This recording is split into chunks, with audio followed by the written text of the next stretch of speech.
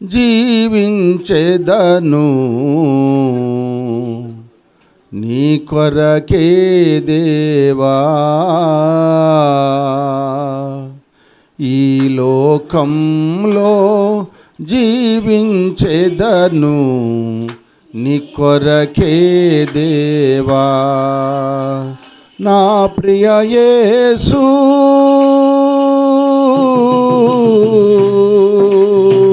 నా ప్రియ యేసు, నాకు లేరు ఎవ్వరు నీలా ప్రేమించేవారు. నీవే నా ప్రాణ ప్రియుడవు యేసు, నీవే నా ప్రాణ ప్రియుడవు యేసయ్యా, నీవే నా ప్రాణ ప్రియుడవు. ఈ లోకంలో జీవించెదను నీ కొరకే దేవా.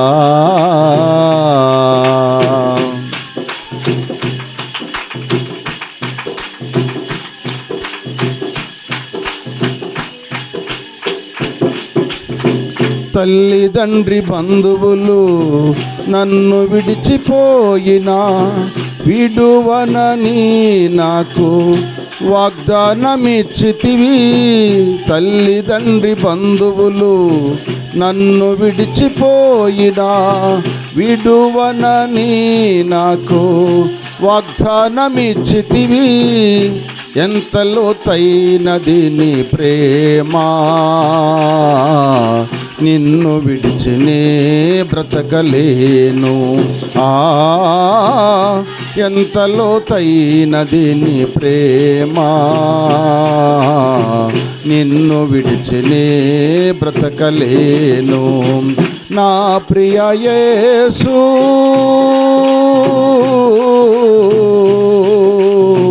నా ప్రియ యేసు, నాకు లేరు ఎవ్వరు నీలా ప్రేమించేవారు. నీవే నా ప్రాణ ప్రియుడవు యేసు, నీవే నా ప్రాణ ప్రియుడవు యేసయ్యా, నీవే నా ప్రాణ ప్రియుడవు.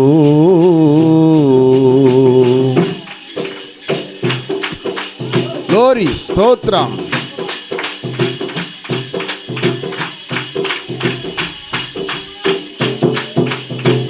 అరచేతిలోనే నన్ను చెక్కుకొంటివి, నీ కంటి పాపలా నన్ను కాయుచుంటివి. అరచేతిలోనే నన్ను చెక్కుకొంటివి, నీ కంటి పాపలా నన్ను కాయుచుంటివి. నీ దృష్టిలో నేనున్నానుగా, ఇలాలోనే జడియను. నీ దృష్టిలో నేనున్నానుగా, ఇలాలోనే జడియను. నా ప్రియ యేసు,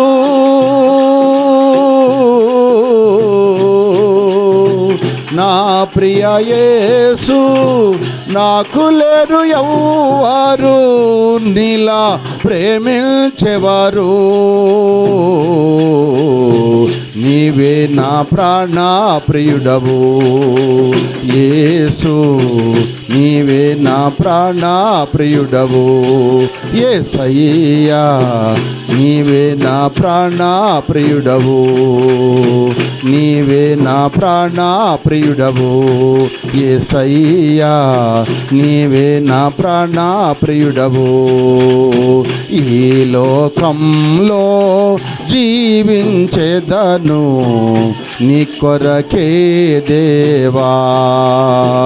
ఈ లోకంలో జీవించెదను నీ కొరకే దేవా. నా ప్రియ యేసు, నా ప్రియ యేసు, నాకు లేరు ఎవ్వరు నా ప్రియ యేసు, నాకు లేరు ఎవ్వరు నా ప్రియ యేసు, నాకు లేరు ఎవ్వరు నీలా ప్రేమించేవారు. నీవే నా ప్రాణ ప్రియుడవు యేసయ్యా, నీవే నా ప్రాణ ప్రియుడవు, నీవే నా ప్రాణ ప్రియుడవు యేసయ్యా, నీవే నా ప్రాణ ప్రియుడవు. హల్లెలూయా. చాలా మంచిది. దేవుని వాక్యాన్ని ధ్యానం చేద్దాం. పరిశుద్ధ గ్రంథముల నుండి కీర్తన గ్రంథం 142వ కీర్తన 6వ వచనాన్ని ధ్యానం చేద్దాం. చక్కగా అందరూ కూడా బైబిల్ తీయండమ్మా. 142వ కీర్తన 6వ వచనం. అందరు తీశారు బైబిళ్ళు? అందరూ రాసుకోండి. సబ్జెక్టు ఈరోజు ఏంటంటే మనుషుడు ఏ విషయంలో కృంగిపోతాడు, ఏ విషయంలో కృంగిపోతాడు, ఏ విషయాల్లో దేవుడు కృంగిన వారిని లేపుతాడు అనే విషయాలు కొన్ని మాటలు ధ్యానం చేసుకుందాం. మీరు శ్రద్ధగా వింటే పరిశుద్ధాత్మేయుడు మాట్లాడతాడు. మీరు అటు ఇటు చూసుకుంటూ అనాలోచనతో ఉంటే మీ ఆలోచన బట్టి దేవుడు మాట్లాడు. దేవుడు మాట్లాడాలి, అది నేనేది. ఎప్పుడూ సరే మనుషుడు ఎప్పుడు మాట్లాడకూడదు. మనుషుడు కేవలం ఇక్కడ బోరగా, ఆయన మాటకు బోరగా నిలబడటమే కానీ మాట్లాడే దేవుడు అని గుర్తుపెట్టుకుని అందరూ ఆయనకి ఇలువిస్తే, ఆయన గౌరవిస్తే ఆయన తప్పక మన అందరితో మాట్లాడునుగాక. అప్పుడు చదవమ్మా. నేను చాలా కృంగి ఉన్నాను, నా మొరకు చెవియొగ్గుము అంటే చాలు. ఒక్క మాట నేను చెప్పేది ఏంటంటే, మనుషుడు ఏ విషయంలో కృంగిపోతారనే విషయాలు చెబుతున్నాను, అది రాసుకోండి. ఇప్పుడు ఇక్కడ నేను అనే మాట అంటే యాకవచనం, అంతే కదా. మరియమ్మ తల్లి నాయంగ చూడు, కిందంగా చూడు, మాక నాయంగ చూడు. ఎవరైనా సరే బలిపీఠం వైపు చూడండి. పులిపీఠం వైపు చూస్తే మీకు అర్థమవుద్ది అన్నమాట. కిందంగా చూస్తే ఇంకో విధమైన ఆలోచన వచ్చింది, పక్కన చూస్తే ఇంకో విధమైన ఆలోచన వచ్చింది. అందుకే సొలొమోను భక్తుడు అంటాడు, మీ కన్నులు అటు ఇటు చూడక సూటిగా చూడవాలని అంటాడు. అంటే సూటిగా అంటే దేవుని బలిపీఠం వైపు చూడాలని అర్థం అన్నమాట. హల్లెలూయ. కనుక ఇక్కడ నేను అనే మాట ఏకవచనం. ఇప్పుడు ఆ కుటుంబంలో ఒక వ్యక్తే కృంగిపోయి ఉన్నాడు. అందుకే ఇక్కడ అంటాడు, నేను చాలా కృంగి ఉన్నాను అన్నాడు. ఆ కృంగిపోయిన వ్యక్తి ఎవరంటే దావీదు ఒక్కడే కృంగి ఉన్నాడు. దావీదు దేవుని నమ్మిన వ్యక్తి. చేసిన ఒక చిన్న పొరపాటును బట్టి, ఆ పాపాన్ని బట్టి దేవుడు ఆయన గొప్ప శిక్ష, శాపాన్ని పెట్టాడు. ఆ శాపం వల్ల కృంగిపోతూ ఉన్నాడు దావీదు. అందుకే అక్కడ దావీదు అన్నాడు, నేను చాలా కృంగి ఉన్నాను అన్నాడు. నా మరకు అయ్యా నువ్వు చెవిగా అన్నాడు. రెండో మాట ఎవరంటారంటే, అమ్మా నీ చెప్పింది నాకు చదవ అంటే చదువుతుర్లే, అంటే ఒకళ్ళ మీద ఒకళ్ళు పోటీ చదవాలని ఆశ. మంచిది, చదవాలి, అట్టాగా ఉండాలి. కొన్ని సంఘాల్లో బైబిల్ నేను చెప్పేదాకా కూడా పావు గంట దాకా కూడా చెప్పట్లే కొంతమంది, కొన్ని చోట్లకి వెళ్ళినప్పుడు. అందుకని మనం అట్లా చెప్పటం మంచిది, వెంటనే అందుకటం మంచిదేను. ఇప్పుడు మొట్టమొదటి మాటలో ఒక వ్యక్తే నేను కృంగిపోయిన అన్నాడు. ఇంకో వచనం చూస్తే అక్కడ అందరూ కృంగిపోయారంట. ఆ వచనం కూడా మీకు జ్ఞాపకం చేస్తాను. చూడమ్మా, 79వ కీర్తన 8వ వచనం. 79వ కీర్తన 8వ వచనం. నేనా? మేము అంటే మేమంటే అందరూ, మేము బహుగా కృంగి ఉన్నాం. మా పూర్వపు దోషములు జ్ఞాపకం చేసుకొని నీవు మా మీద కోపముగా ఉండకు. అంటే మేమందరం కృంగిపోయాం. ఒక కుటుంబంలో ఒక్కళ్ళే కృంగిపోతారు, ఒక కుటుంబంలో అందరూ కృంగిపోతారు. అది కుటుంబంలో భార్యాభర్తలైనా, అత్తగోళ్ళైనా, లేకపోతే కొడుకులు కోళ్ళలు మనవళ్ళు మారళ్ళైనా, ఒక కుటుంబం. ఆ కుటుంబంలో 5 ఉన్నా కృంగిపోతారు, 10 మంది ఉన్నా కృంగిపోతారు. ఇక్కడ అందుకన్నాడు మేము చాలా కృంగిపోయాం అంటున్నారు. ఇక్కడ మేమంటే కుటుంబం అంతా కృంగిపోయిన వాళ్ళు ఉన్నారు. కొంతమంది ఒక కుటుంబంలో ఒక్కళ్ళే కృంగిపోతారు, గుర్తుపెట్టుకోండి. ఒక్కళ్ళే బాధపడతారు. తత్తిమల దిగులు విచారం ఉండదు. కైతబెల్లి మరిమమ్మలాగా ఒకటే పాపం కుంగిపోతుంది. ఈ తత్తిమలకి ఎవరు అసలు వాళ్ళకి ఇంట్లో వాళ్ళకి దిగులు లేదు. దేవుని స్తోత్రం, హల్లెలూయా. కనుక ఒక్కొక్క కుటుంబంలో ఒక్కళ్ళే కృంగిపోతారు. కుటుంబాన్ని బట్టి, సమస్యలను బట్టి కుంగిపోతూ ఉంటారు. కొన్ని కుటుంబాల్లో అందరూ కుంగిపోతుంటారు. అందరూ కుంగిపోతారు. ఒక సంఘమైన ఒక కుటుంబమే. 10 కుటుంబాలు కలిస్తే ఒక సంఘం. అది పెద్ద కుటుంబం అన్నమాట. పెద్ద కుటుంబం లాంటిది సంఘం. దేవుని స్తోత్రం, హల్లెలూయా. కుటుంబం అంటే చిన్నది, పెద్ద కుటుంబం అంటే సంఘం. ఒక కుటుంబంతా కుంగిపోతున్నారు. ఒక పెద్ద కుటుంబంలాగా సంఘం కూడా కృంగిపోయే కుటుంబాలు, కృంగిపోయే సంఘాలు ఎన్నో ఉంటున్నాయి. కనుక ఎందుకు కృంగిపోతున్నారు? ఇక్కడ పూర్వీకుల దోషను బట్టి మేము కుంగిపోయి గనక నువ్వు మా మీద కోపించుకోవద్దాయి అని దేవుని దగ్గర ఉన్నవాళ్ళు ప్రార్థన చేస్తున్నారు. భూమి మీద బతుకున్న వాళ్ళు ప్రార్థన. ఎందుకంటే తల్లిదండ్రులు చేసిన పాపాలంట బిడ్డల మీదకి 3-4 తరాలు వస్తాయి అన్నాడు. తల్లిదండ్రులు 3-4 తరాలు ఎందుకు వస్తాయంటే పాపాలు చేస్తే, లేకపోతే దేవుని ఆజ్ఞలను పాటించి దేవుని సన్నిధిలో జీవిస్తారంట. వాళ్ళ బిడ్డల మీద కంట 1000 తరాలు కరుణ వచ్చిందంట. 1000 తరాలు కరుణ చూపుతాడంట దేవుడు.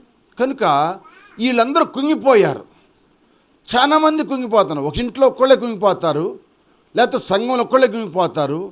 ఏ వ్యక్తి అయినా ఒక వ్యక్తి కుంగిపోతుంటాడు. కానీ కొంతమంది అందరూ కుంగిపోతూ ఉంటారు. మరి ఎందుకు కుంగిపోతున్నారు, ఏ విషయంలో కుంగిపోతున్నది కొన్ని మాటలు మీకు జ్ఞాపం చేస్తాను. మొట్టమొదటిది, బిడ్డల వల్ల కుంగిపోతుంటారు చాలామంది. దేనివల్ల కుంగిపోతారమ్మా?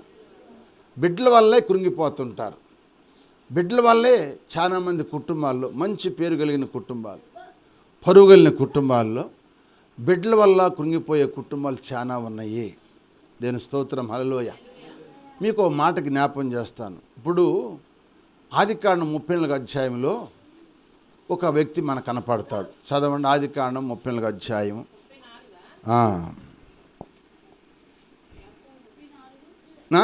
మొట్టమొదటి వచ్చింది, లేయా యాకోబులు కలిగిన కుమార్తె అయిన దీన ఆ దేశపు కుమార్తెలను చూడ వెళ్ళాను. ఆ దేశాన్ని ఏలే హివ్వీయుడైన హమోరు కుమారుడగు షెకెము ఆమెను చూసి ఆమెను పట్టుకొని ఆమెతో శయనించి ఆమెను అవమానం పరిచాడు. చాలు. ఇప్పుడు యాకోబు లేయా భార్యాభర్తలు. యాకోబుకి ఇంకా రాహేలు భార్య ఉంది, జిల్పా భార్య ఉంది, బిల్పా భార్య ఉంది. 4 భార్యలు యాకోబు. నాకు 13 సంతానం. ఈ 13 సంతానంలో ఆడపిల్లలు ఒక్కటే. 12 మంది మగ సంతానమే. 12 మంది మగ సంతానంలో ఒక ఆడపిల్లలు ఉంటే ఆ అన్నలకి ఎంత సంతోషం ఆలోచించండి. అన్నదమ్ములకి అందరికీ ఎంత సంతోషం ఆలోచించండి. ఎందుకంటే ఒక ఆడపిల్లని ఎంత ప్రేమిస్తారో. తల్లి ప్రేమిస్తే తండ్రి ప్రేమిస్తాడు, తోడబుండి అన్నీలందరూ కూడా ప్రేమిస్తారు. తండ్రి చెప్పాడు, ఆ దేశం వెళ్ళమాకమ్మా అని. మీరు వెళ్ళదు, మనం వచ్చింది పొరుగురు. మనం పొరుగురు వస్తున్నాం కనుక మనం ఉన్న చోటే మనం ఉండాలి. మీరు ఆ దేశంలోకి వెళ్ళొద్దని చెబితే ఈ దీన తల్లి మాట వినకుండా, తండ్రి మాట వినకుండా ఆ దేశంలో ఉన్న కుమార్తెలను చూడటానికి వెళ్ళిందంట. చూడటానికి వెళ్తే ఊరుకుంటారు చెప్పండి? ఎవడో హోమోరు కుమారుడు షెకెము ఆమెను చూసి ఆమెని శయనించి అవమానపరిచాడు. అవమానంతో ఇంటికి వచ్చింది. ఇప్పుడు అన్నదమ్ములకి కృంగుదల, తల్లిదండ్రులకి కుంగుదల. ఎందుకు తెచ్చింది? వెళ్ళొద్దన్న చోటకి వెళ్ళింది కనుక. వెళ్ళొద్దన్న చోటకి వెళ్ళకుండా ఉంటే ఏ బాధ ఉండదు. ఈనాడు చెప్పిన మాట వింటలేదు చాలామంది యవనస్తులు. చెప్పిన మాట వింటలేదు, తల్లిదండ్రులను కుంగదీసేస్తున్నారు. ఎందుకు కుంగదీస్తానంటే వాళ్ళు చెప్పిన మాట వింటలేదు. అలా చోటకి వెళ్ళొద్దు, ఆ అమ్మాయితో సావాహం చేయొద్దంటే గురిగా ఆ అమ్మాయితో సావాహం చేస్తారు. అరే పలానాడితో సావాహం చేయొద్దు అని చెప్పనుకో, గురిగా వెళ్ళి ఆ అబ్బాయితో సావాసం చేస్తారు. తల్లిదండ్రులు చెప్పిన మాట వినరు. తల్లిదండ్రులు చెప్పే మాటలు వాళ్ళకి చేదుగా ఉంటాయి, పొరుగులు చెప్పే మాటలు వాళ్ళకి తీగా ఉంటాయి. ఆ మాటలని నాడు చాలామంది కుటుంబాల్లో జీవితాలు చెడిపోయి, జీవితాల్లో నష్టపోయి, జీవితాల్లో బలైపోయి తల్లిదండ్రులకు కృంగుదల, తోడముట్టిన వాళ్ళ కృంగుదల, అన్నదమ్ముల కృంగుదల, చచ్చే కుటుంబాల్లో ఎంతోమంది స్త్రీలు పురుషులు బిడ్డలు ఉన్నారు. అందుకే బిడ్డలను బట్టి ముఖ్యంగా కుంగిపోతుంటారు. బిడ్డలు తల్లిదండ్రులు ఎంత గారాభంగా పెంచుకుంటారో, వాళ్ళ మీద ఎన్ని ఆశలు పెట్టుకుంటారో, ఎన్ని కోరికలు పెట్టుకుంటారో, కష్టపడి చదివిస్తూ ఉంటారు వాళ్ళ కోసం. అటువంటి తల్లిదండ్రులకి వాళ్ళ ఆశలన్నీ కూడా నిరాశ చేయటానికి ఈనాడు పిల్లలు చెడు స్నేహాలు చేసి చెడు అలవాట్లు పడిపోయి తల్లిని తండ్రిని అవమానపరుస్తూ గౌరవించకుండా వాళ్ళ ఇష్టానుసారంగా జీవించే బిడ్డలను కనుక అటువంటి వారిని బట్టి ఏ తల్లి అయినా ఏ తండ్రినా కృంగిపోతూ ఉంటాడు. ఎందుకు? ఎవరు చెప్పుకోలేక, ఊరంతా తెలిసిపోయిందిగా బిడ్డల విషయమని, చెప్పుకోలేక ఏం చేయాలో తెలియక కృంగిపోతున్న బిడ్డలు తల్లిదండ్రులు ఎంతోమంది ఉన్నారు. మరి యాకోబు కుటుంబం కృంగిపోయి ఆ 12 మందిలో ఇద్దరు వ్యక్తులు లేవీను ఇస్కారు వీళ్ళిద్దరు లేచి ఏం సరే చెప్పండి, నమ్మకంగా వాళ్ళని సుంతి చేపించి మా పిల్లల్ని మీకు ఇస్తామని చెప్పి వడంబడి చేసి నమ్మకంగా చెప్పిన తర్వాత వాళ్ళందరూ సున్నితి చేయబడి బాధతో వండుకుని ఉండగా రాత్రిపూట వీళ్ళందరినీ చంపేశారు. ఇప్పుడు యాకోబు నాకు కుమార్తె వ్యభిచారి అయిపోయింది, కొడుకులు నరహంతకులు అయిపోయారు. దేశం మీద వాళ్ళ మీద పగ వచ్చి కృంగిపోయాడు యాకోబు. బిడ్డల వల్ల కృంగిపోయే తల్లిదండ్రులు లేరంటారా? చెప్పండి. వాక్యాన్ని బట్టి చెబుతున్నాను. ఎంతమంది లేరు చెప్పండి? మంచోళ్ళు చెడ్డోళ్ళు అయిపోతున్నారు. మంచోళ్ళు సావాసం చేస్తే మంచోళ్ళు వస్తారు, చెడ్డోళ్ళు సావం చేస్తే చెడ్డిపోతారు. మనం ఎప్పుడైనా సరే మంచోళ్ళ సావం చేయాలి కానీ చెడ్డోళ్ళ సావాసము చేయకూడదు. కానీ చెడ్డోళ్ళ సావాసం తీగా ఉండేది, మంచోళ్ళ సావాసం చేదుగా ఉండేది అన్నమాట. మనం చేదైనా దాన్ని భరిస్తే మనం మేలు పొందుకుంటాం. చెడ్డోళ్ళ సావం చేసి చెడిపోతాం. ఈనాడు తల్లిదండ్రులకు కృంగుదల ఎక్కడుంటే బిడ్డల వల్లే. దీని గురించి ఒక మాట యెఫ్తా అంటాడు, చదవండి ఒక మాట. న్యాయాధిపతుల గ్రంథము 11వ అధ్యాయము, న్యాయాధిపతుల గ్రంథం 11వ అధ్యాయం 35వ వచనం చూద్దాం. ఈయనగా ఎట్లా కుంగిపోయాడు చూద్దాం.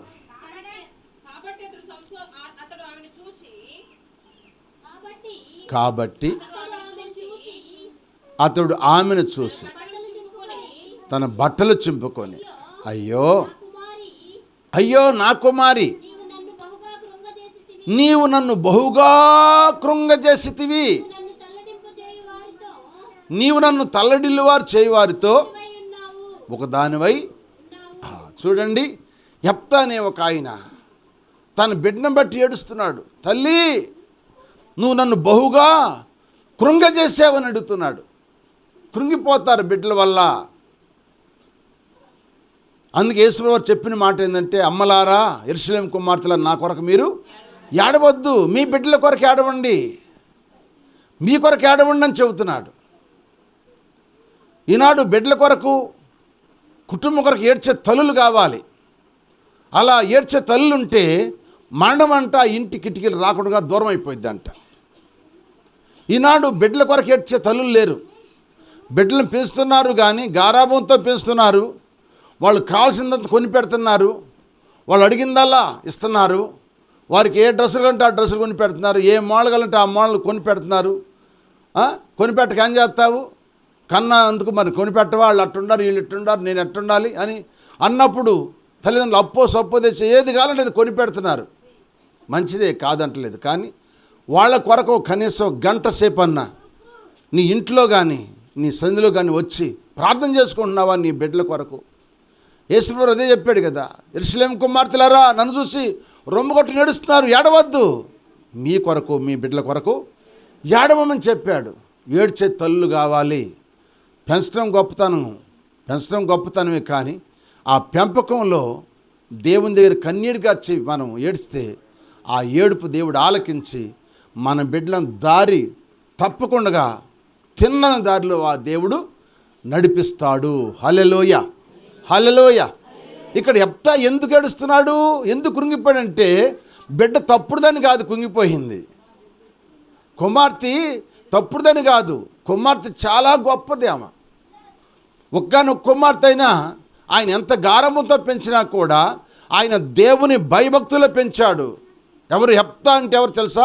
పరాక్రమశాలి. ఆ పరాక్రమశాలి ఎంతో గొప్పగా పెంచాడు, భయభక్తులతో పెంచాడు బిడ్డని. అయితే ఇప్పుడు ఆయన ఒక మొక్కుబడి మొక్కున్నాడు దేవుని దగ్గర. అయ్యా, ఈ మిద్యానుల మీద నాకు జయాన్నిస్తే నేను తిరిగి నా ఇంటికి వెళ్ళినప్పుడు నా ఇంటి ద్వారం నాకు ఏది ఎదురుస్తుందో దాన్ని నీకు బలిస్తానని చెప్పి దేవుని దగ్గర మొక్కున్నాడు. ఆ మొక్కుబడిని బట్టి వెళ్ళాడు. దేవుడు ఆయన గొప్ప జయమిచ్చాడు మిద్యానుల మీద.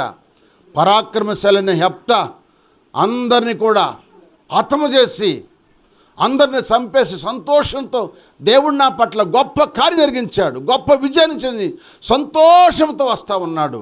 ఆ గుర్రపు డక్కుల సప్పిడి విన్న ఆ బిడ్డ, నా తండ్రి వస్తున్నాడు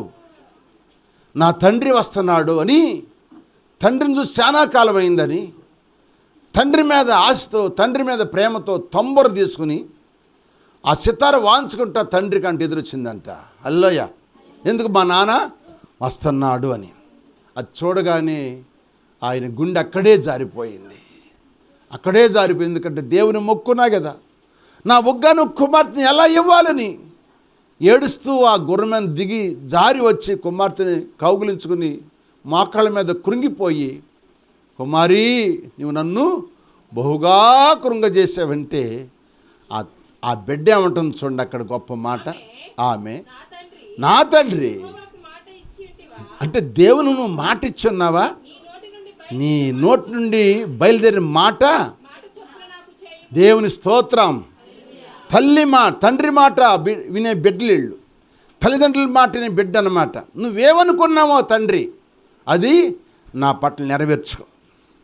నువ్వు చంపాలనుకుంటే చంపాలి, నెరవేర్చుకో. లేకపోతే ఏం చేయాలనుకుంటావో ప్రతిష్ఠ చేసి నన్ను ఒక సేవకురాలు చేసుకుంటాను, లేకపోతే అక్కడ మందిరంలో పరిచయం చేయమను. నువ్వు ఏదనుకున్నావు అది నా పట్ల చేసుకో. నువ్వు కృంగిపోవద్దు. నువ్వు కృంగితేనే చూడలేను, నీ ఏడుపు నేను చూడలేను నాన్న అని చెప్పి ఆ తల్లి తండ్రిని బిడ్డ ఓదార్చిందంట. దేవుని మహిమలను గాక. ఒక బిడ్డము తల్లిదండ్రులని కృంగదీసి అవమానపరిచింది. ఒక బిడ్డ కుంగిపోతున్న తండ్రిని ఓదార్చి బలపరిచింది. దేవుని స్తోత్రం. హల్లెలూయా. ఈనాడు పిల్లలు ఎట్లా ఉన్నారు? తల్లిదండ్రులను కుంగదీసేవాళ్ళుగా ఉన్నారా? తల్లిదండ్రులను బలపరిచే బిడ్డలుగా ఉన్నారా? యవనస్తులారా, చాలా జాగ్రత్తగా వాక్యం వినాలి. మీరు మీ తల్లిదండ్రులని మీరు బలపరుస్తారా? మీ తల్లిదండ్రులను ఏడిపిస్తారా? ఈనాడు ఏడిపించే జాతి ఎక్కువైపోయింది, ఏడిపించే ప్రజలు ఎక్కువైపోయారు. తల్లిదండ్రులను ఏడిపించవద్దు. వాళ్ళు ఏడిస్తే మీకు ఆశీర్వాదం కాదు, దాని దగ్గర నష్టపోతారు. దీనా మళ్ళా సోదులు లేదు. దీనా జీవితం పతనమైపోయింది. దీనా గురించి మళ్ళీ ఇంకెక్కడ రాయబడలేదు. హల్లెలూయా. కనుక యెఫ్తా కుమార్తె ప్రతి సంవత్సరం గురించి గొప్ప పండుగ చేస్తారు. ఎందుకంటే ఆమె తల్లిదండ్రుల మాటకు విధేయత చూపి తండ్రి మాట నెరవేర్చింది.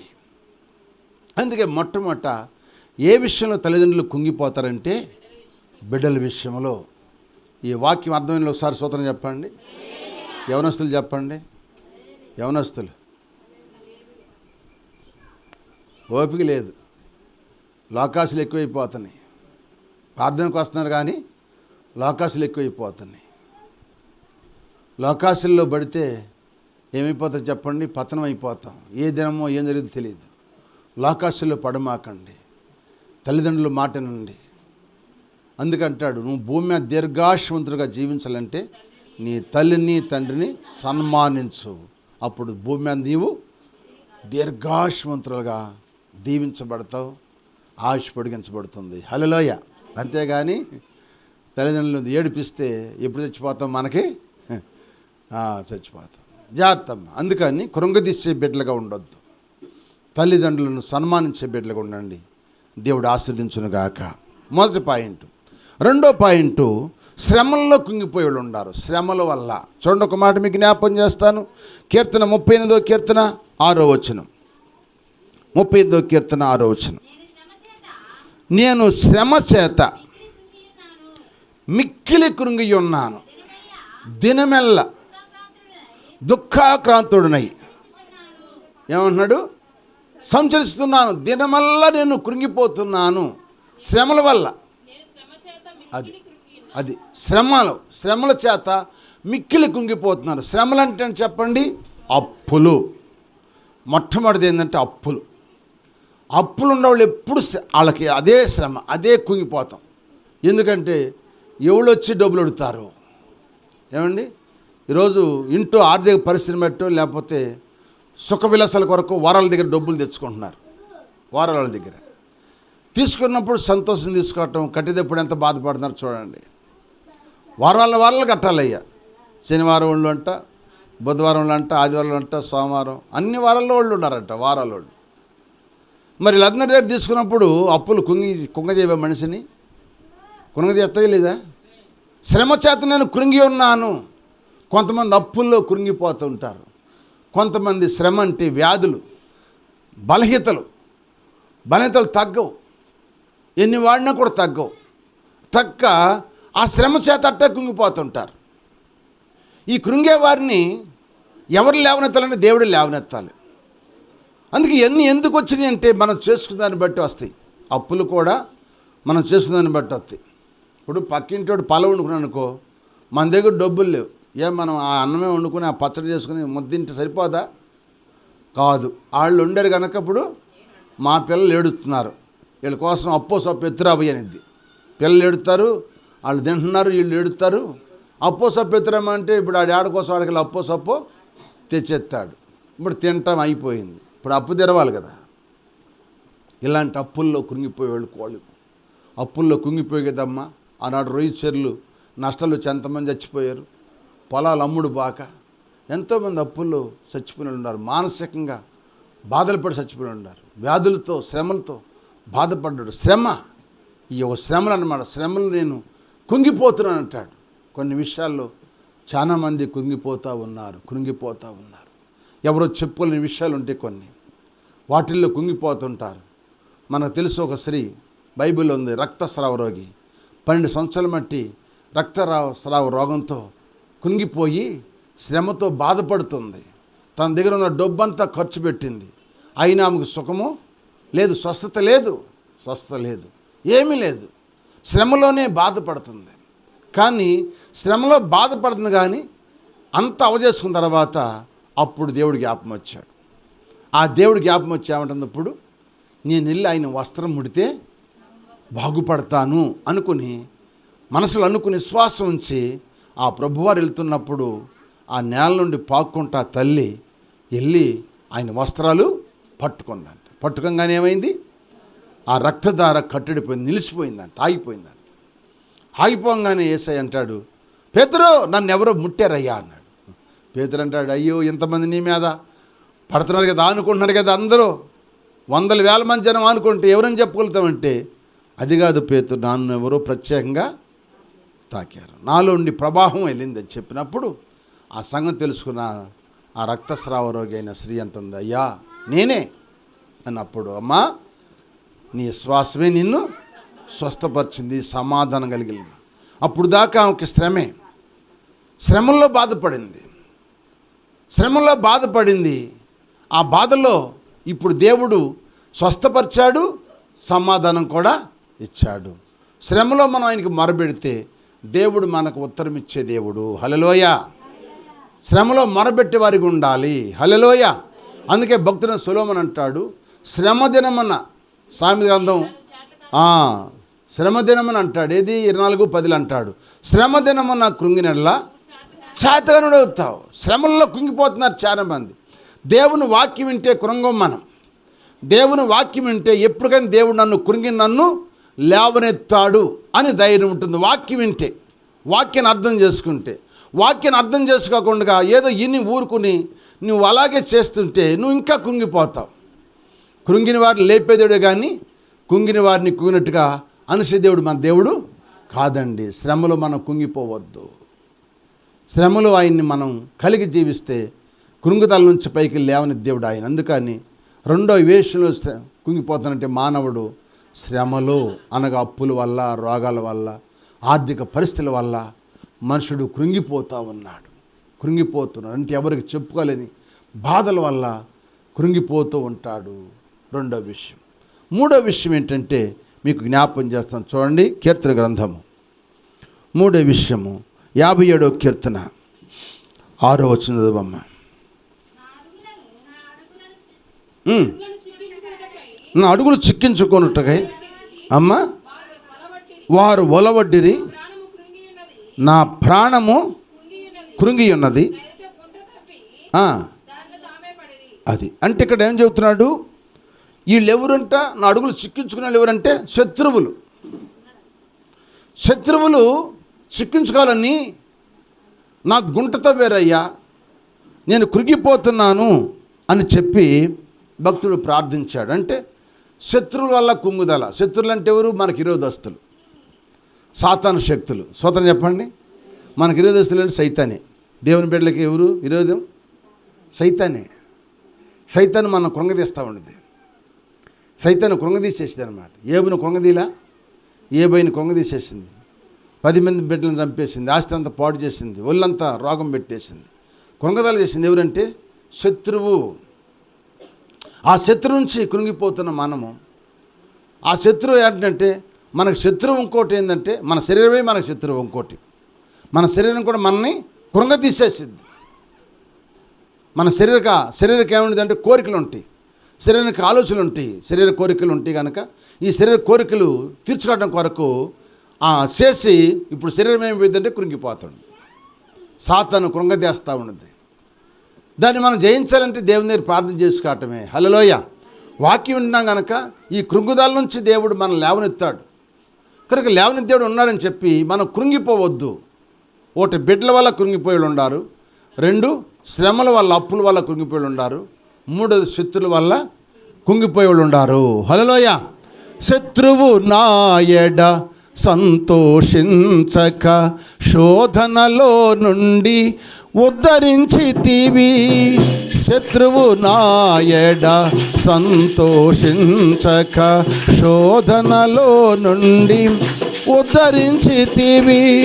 శ్రమలో నీకు మొరపెట్టగానే, శ్రమలో నీకు మొరపెట్టగానే స్వస్థపరచి నన్ను లేవనెత్తితివి. స్వస్థపరచి నన్ను లేవనెత్తితివి. నాలో ప్రేమను వెలిగించితివి. వెలుగై నీవే వ్యాపించితివి. నాలో ప్రేమను వెలిగించితివి.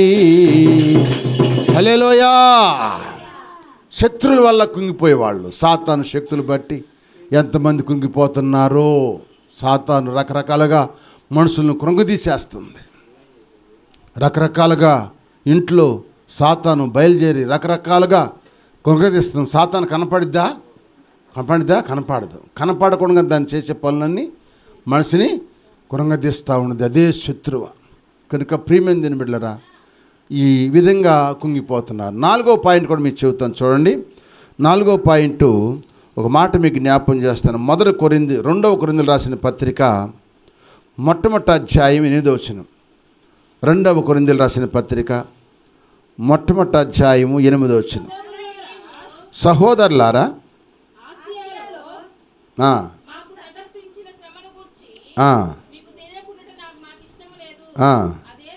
అదేమనగా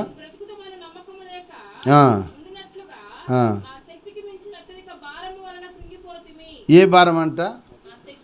శక్తి మించిన భారం. అంటే మోయలేని భారాలు. కొంతమంది మోయలేని భారాలు పెట్టుకుంటారు. మోయలేని బొరు పెట్టుకుని కుంగిపోక ఏముంది? 50 కేజీలు మోసేవాడు కుంగుతాడా? అదే 100 కేజీలు పెట్టుకున్నాడు ఏమైపోతాడు? ఇంక కిందకి పడిపోతాడు, కుంగిపోతాడు. మోయలేని బొరులు పెట్టుకుంటారు కొంతమంది. మోయలేని భారాలు పెట్టుకుని కుంగిపోయి వెళ్ళారంటారా అమ్మ? మోయలేని భారాలు మనుషులు నమ్మిస్తారు. నమ్మించి అక్క నాకు ఒక 10 ఏళ్ళు కావాలక్క, నేను మళ్ళీ తర్వాత నేను నెలలు ఇస్తాను. ఏం చేసింది ఇప్పుడు అక్క? ఏం చేసింది చెప్పండి? ఇస్తామంటారా? నెలలో ఇప్పిస్తాను. ఆమె మీద ప్రేమ ఉండేది కదా, ఆమె తెచ్చి ఇచ్చడానికి ఆమె అడిగితే ఇస్తారని సంగతి తెలిసి వాళ్ళు ఏం చేస్తారంటే తమ్ముళ్ళు కానీ అన్నలు కానీ ఎంత చెప్పండి, నువ్వు వెళ్ళి అడిగితే ఇస్తారు, గత నువ్వు ఇప్పించు, మేము అప్పుడు తర్వాత అనుకున్న పక్కన కడతామంటారు అనుకో. ఇప్పుడు ఏం చేద్దాం? జాలిపడి అన్నలకో తమ్ముళ్ళకో లేకపోతే తోడముట్టిన వాళ్ళకో చెల్లెళ్ళకో అక్కలకో ఏమండి స్నేహితులుగా తిప్పించింది అనుకో. వాళ్ళు టైం కట్టపోతే ఇప్పుడు భారం అంతా ఎవరి మీద పడిద్ది చెప్పాలి. ఇప్పించిన వాళ్ళ మీద పడింది. ఇప్పుడు ఆ భారం ఎవరు భరించాలి? ఆ ఇప్పించిన వాళ్ళు కనుక వాళ్ళు ఏమంటారు, నీ మీద నమ్మకం బట్టి మేము ఇచ్చాం, మాకు అనవసరం, వాళ్ళ సంగతి మాకు అనవసరం, ఇచ్చింది నేను మీకు, కానీ నువ్వు ఎత్తుకొచ్చి మాకు కట్టు అంటారు. ఇప్పుడు ఏమైద్ది? మొయ్యలేని భారం పెట్టుకుంది కదా, భారం పెట్టుకుని కుంగిపోయేవాళ్ళు లేరంటారా? లేరా? బోల్డ్ మంది ఉన్నారు కుంగిపోయేవాళ్ళు. నేను ఎవరిని చెప్పట్లేదు, కానీ మనకు అర్థమైపోతుంది. మోయలేని భారాలు కొన్ని మంది పెట్టుకుంటారు, వాళ్ళ బరువులు వీళ్ళ బరువులు పెట్టుకుంటారు. ఎందుకంటే వాళ్ళు నమ్మించి వాళ్ళని నమ్మిస్తారు, వాళ్ళ ముందు ఏడుస్తారు, వాళ్ళ ముందు జాలిగా మాట్లాడతారు, వాళ్ళని చూడగానే జాలి పడతారు. జాలి పడితే ఏమై చెప్పండి. ఇప్పుడు మన సోలేమి రాలేదు కదా, సోలేం వాళ్ళ మేనలుడు ఒక ఆయనంట ఒక 5 లక్షలు కావాల్సి ఒక సహాయం చేయమని అడిగాడంట. సహాయం చేయమని, నేను తర్వాత ఇచ్చేస్తాను, ఒక 5 నెలల్లో నేను ఇచ్చేస్తాను బతిలాడి ఏడిస్తే ఆయన తన జాలి కలిగని చెప్పండి, ఆ డబ్బులు ఇప్పించాడు. ఇప్పిస్తే తర్వాత 5 నెలలు పోయింది, 6 నెలలు పోయింది, సంవత్సరం పోయింది, 2 సంవత్సరాలు పోయింది, డబ్బులు రావట్లేదు. ఇప్పుడు ఏం చేశాడు? ఇప్పుడు మొయ్యలేని భారం కదా, అంత డబ్బు ఇప్పించాడు కదా.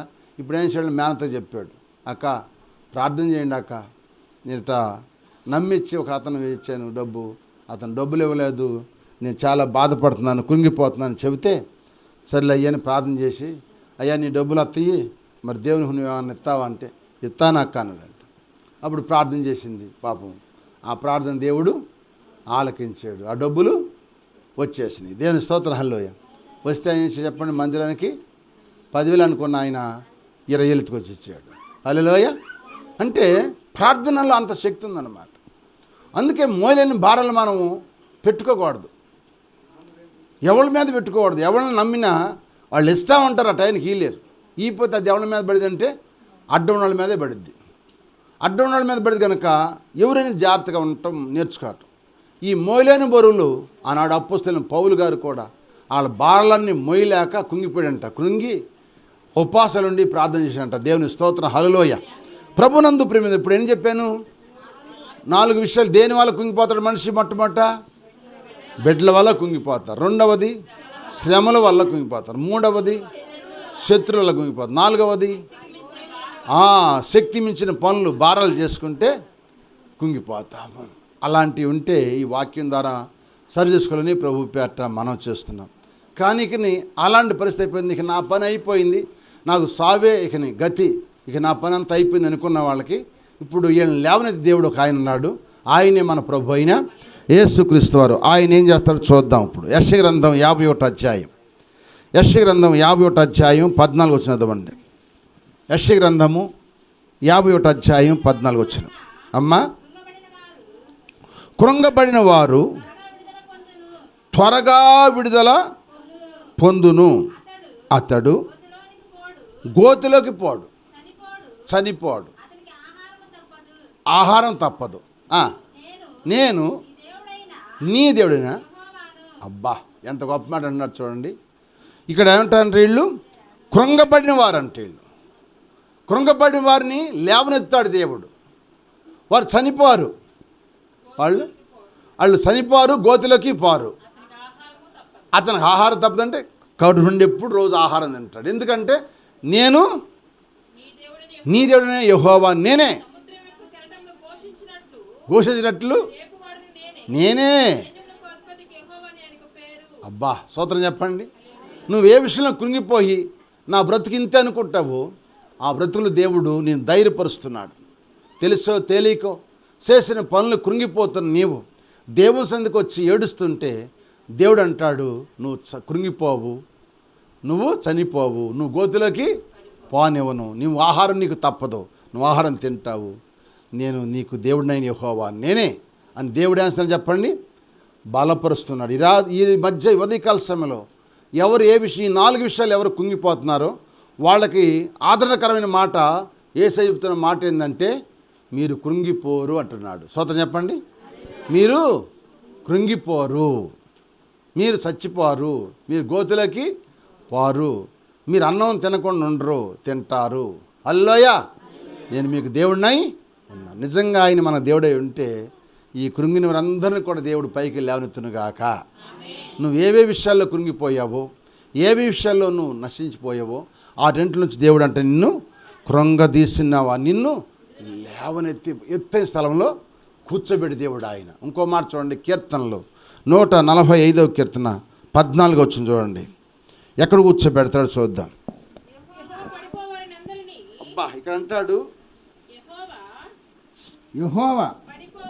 యెహోవా పడిపోయిన వారందరినీ ఉద్ధరించువాడు, కృంగిపోయిన వారందరినీ లేవనెత్తువాడు. అబ్బా, అది ఆహారం ఇస్తాడు. అంటే కృంగిపోయి నిన్ను పైకి లేవనెత్తే దేవుడే కానీ కృంగిన వారిని విడిచిపెట్టే దేవుడు కాడండి. మనం విడిచిపెడతారు అన్నదమ్ములైనా, అక్కచెల్లెలైనా, బంధుమిత్రులైన, రక్తసంబంధులైనా, తోబుట్లైన, ఎంత ప్రాణ స్నేహితులైనా మనిషి అలిగిపోయాడు, కృంగిపోయాడు అంటే అతన్ని వదిలిపెట్టి వెళ్ళిపోతారు. అతను బలహీనైతే వదిలిపెట్టి వెళ్ళిపోతారు. అతని వల్ల మనకు ఉపయోగం లేదనుకుని వదిలిపెట్టి వెళ్ళిపోతాం. కానీ దేవుడు వదిలిపెట్టే దేవుడు కాదు. నువ్వు కృంగిపోయి నిన్ను లేవనెత్తే దేవుడు ఆయన. నువ్వే విషయాల్లో కృంగిపోతున్నావో ఆ విషయాల్లో ఆయన నిన్ను పైకి లేపుతాడు. నిన్ను ఆదరించే దేవుడు ఆయన. హల్లెలూయా. నేను మీకు దీని గురించి ఒక ఉపమానం, ఒక మాట చెబుతాను. బైబిల్లోనే ఉన్న వాక్యం చెబుతాను చూడండి. సమూయేలు మొదటి గ్రంథము 30 అధ్యాయము 12 వచనం. 30 అధ్యాయము 12 వచనం. ఒకళ్ళు చదవండి అమ్మ. వారు భోజనం చేసిన తరువాత, అర్థం కాల,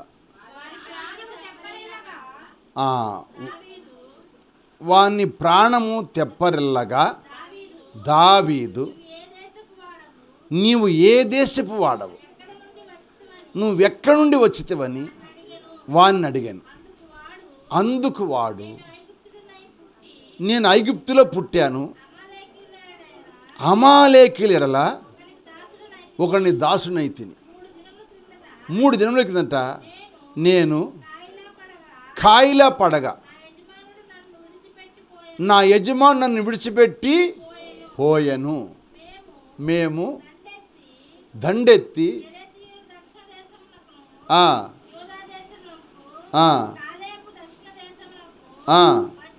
వచ్చి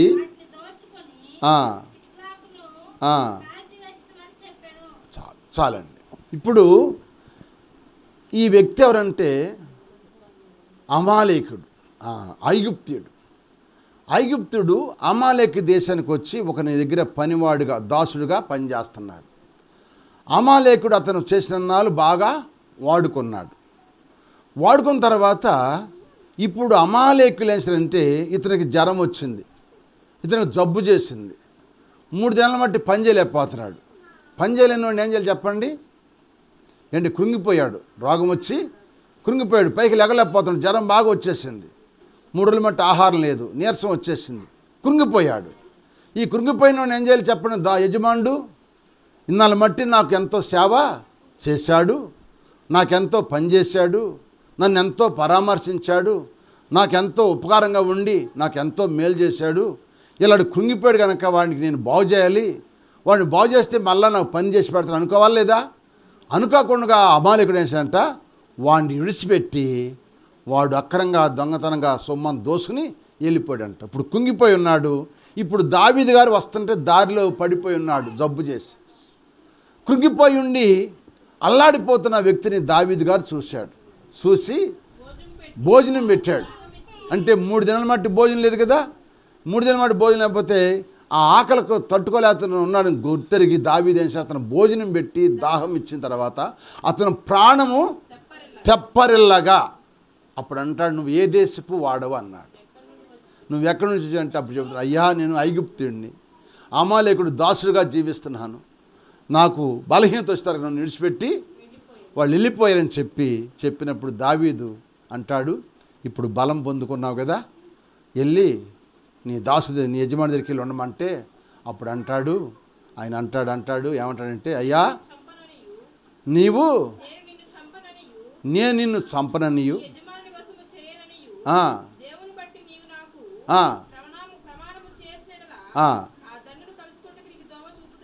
దేవుని స్తోత్రం హల్లెలూయా. అంటే ఇప్పుడు ఈ మాట ఎందుకు అన్నాడంటే, ఎవరన్నారు, అమాలేకుడు దగ్గర దాసుడుగా ఉన్నాడు చూసి ఐగుప్తీయుడు, ఆ ఐగుప్తుడు అంటున్నాడు, అయ్యా అంటే ఇప్పుడు వీళ్ళు ఎవరిని దోసుకెళ్ళిపోయారు? అమాలేకులు వచ్చి ఫిలిష్తీయుల దేశాన్ని దోసుకుని దావీదు భార్య పిల్లలను కూడా తీసుకెళ్ళిపోయారు. ఆ దేశాన్ని కాల్చేశారు, భార్య పిల్లలను కూడా తీసుకెళ్ళిపోయారు. అప్పుడు దావీదు అంటాడు, వాళ్ళు ఎటుపోయి నాకు చెప్తావా అన్నాడు. చెబుతానయ్యా, కానీ నువ్వు నాకు చంపనని, నా యజమాని నువ్వు అప్పగించకుండా ఉంటావని నాకు చెప్పి ప్రమాణం చేస్తే నేను నీకు దారి చూపుతానన్నాడు. అప్పుడు నేను చంపను, అతని చేతి నిన్ను అప్పగించను, రా నువ్వు నాతో నుండి అని చెప్పి అప్పుడు దావీదుకు దారి చూపించాడు.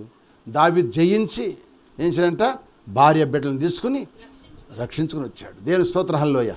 వెళ్ళమంటే ఇప్పుడు అమాలేకుడి దగ్గరికి వెళ్తానన్నాడా? వెళ్ళనన్నాడు. నేను నీతోనే ఉంటానయ్యా అంటే కృంగిన వాడిని లేపింది ఎవరంటే దావీదు. అతన్ని లేపాడు. లేపిన వాడు ఇప్పుడు ఏం చేయడు? అతనికి ఉపకారము చేశాడు. ఎందుకంటే దారి చూపించాడు.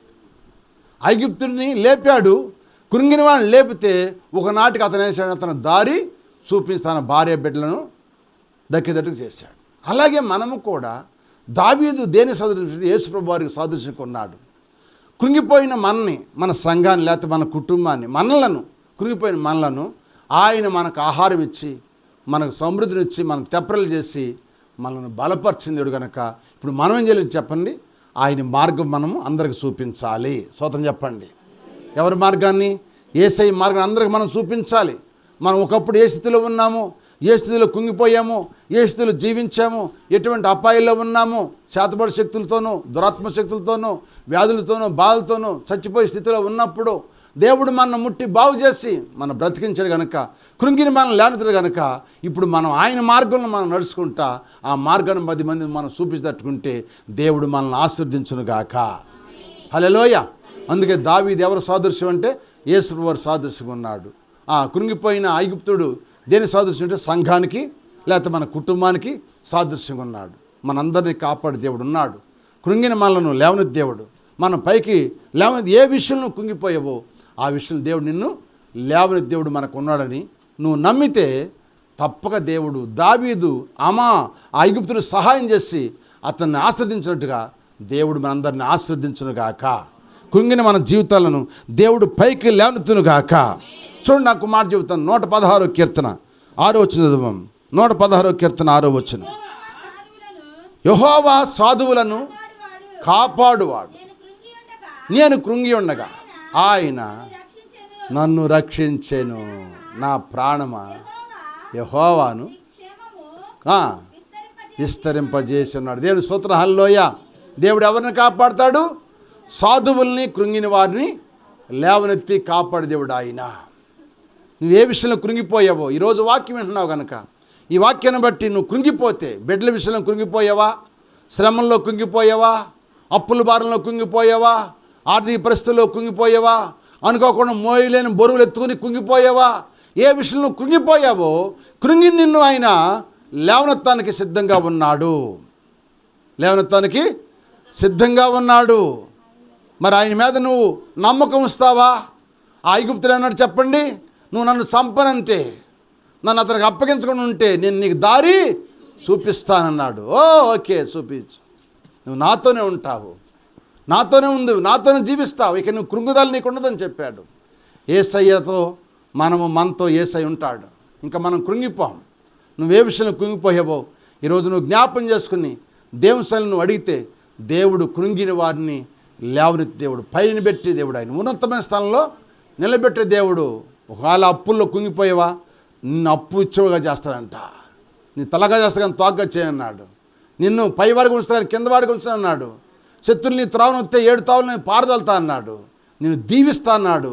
నువ్వు లోనికి వచ్చేటప్పుడు దీవించబడతావు, బయటికి వెళ్ళినప్పుడు దీవించబడతావు. నేను దీవించే దేవుడు. ఏ విషయంలో కృంగిపోయినా ఒక రోజున ఆయన నిన్ను పైకి లేపి నిలబెట్టి బండ మీద స్థిరపరుస్తాడు. ఆయనే మన ప్రభు అయిన యేసుక్రీస్తు. ఎవరు నమ్మినా మనకి వ్యర్థం. అందుకంటాడు, మనుషులు నమ్ముట కంటే, రాజులు నమ్ముట కంటే యెహోవాను ఆశ్రయించడం నీకెంతో మేలు. ఆ మేలు సంపాదించుకునే కొరకు ఆయన ఆశ్రయించు. పలానా విషయంలో కుంగిపోయాను, బిడ్డల్లా కుంగిపోయిన వాళ్ళు ఉన్నారు, పెళ్ళిగా కుంగిపోయిన వాళ్ళు ఉన్నారు, ఉద్యోగాల్లా కుంగిపోయిన వాళ్ళు ఉన్నారు, వ్యాధులతో కుంగిపోయిన వాళ్ళు ఉన్నారు, అప్పులతో కుంగిపోయిన వాళ్ళు ఉన్నారు, చెడు సావాసాలకి అలవాటై కుంగిపోయిన వాళ్ళు ఉన్నారు. చెడు వ్యసనాలు బానిసైపోయి కుంగిపోయిన వాళ్ళు ఉన్నారు.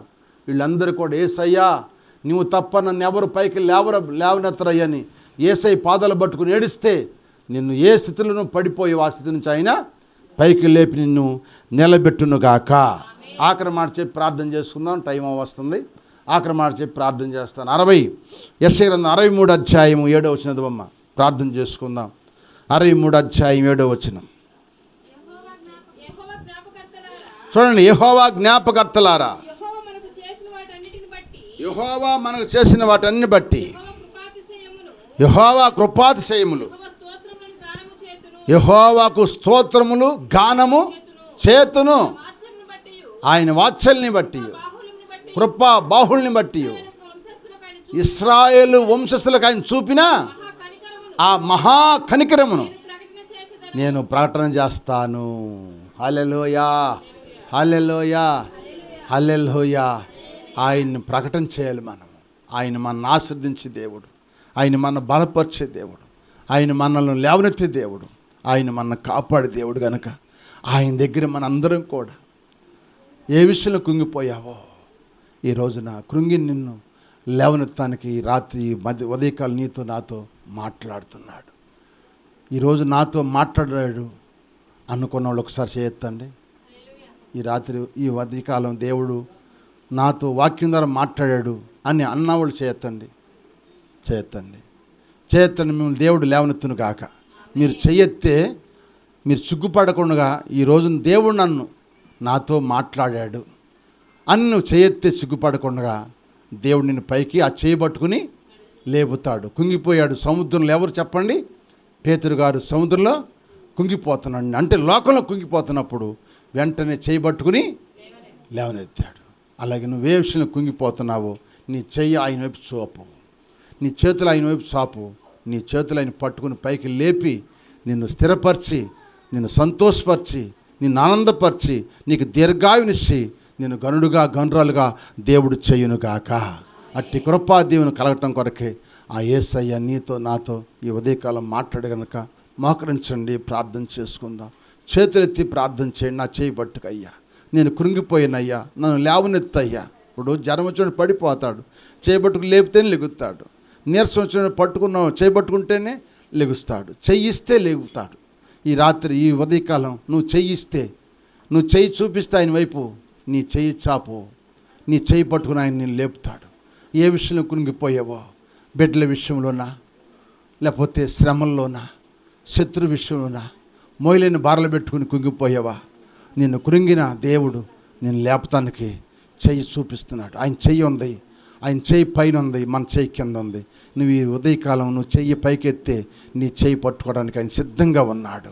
నీ చెయ్యి పట్టుకోవడానికి సిద్ధంగా ఉన్నాడు. చేతులెత్తి ప్రార్థన చేద్దాం. మోకరించి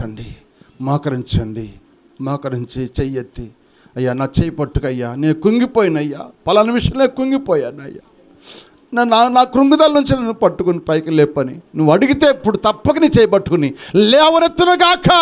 లేవనెత్తే దేవుడు ఆయన ఉన్నాడు. చేయి పట్టుకుని లేపుతాడు. రక్షింపనేరక ఆయన చేతులు కురసగా లేవు, విన్నారక ఆయన చెవులు మందంగా లేవు. ఈ రాత్రి ఈ ఉదయకాలం నువ్వు ఏ విషయంలో కుంగిపోతున్నావో నీ చెయ్యి పైకెత్తే నీ చేయి పట్టుకుని పైకి లేపుతాడు. ఆయన నిన్ను నిలబెడతాడు, కృంగి నిన్ను నిలబెడతాడు. నీలో ఉన్న నీరసాన్ని, నీలో ఉన్న బాధలు, నీలో ఉన్న బరువు, నీలో ఉన్న అప్పులు, నీలో ఉన్న శ్రమలు, నీలో ఉన్న శోధన తీసివేసి నిన్ను తేలికపరిచి నిలబెట్టి నడిపించే దేవుడు ఆయన. నిలబెట్టి నడిపిస్తాడు. అందరూ ప్రార్థనలు ఏకీవించి ప్రభు నోరు తెచ్చి ప్రార్థన చేయండి.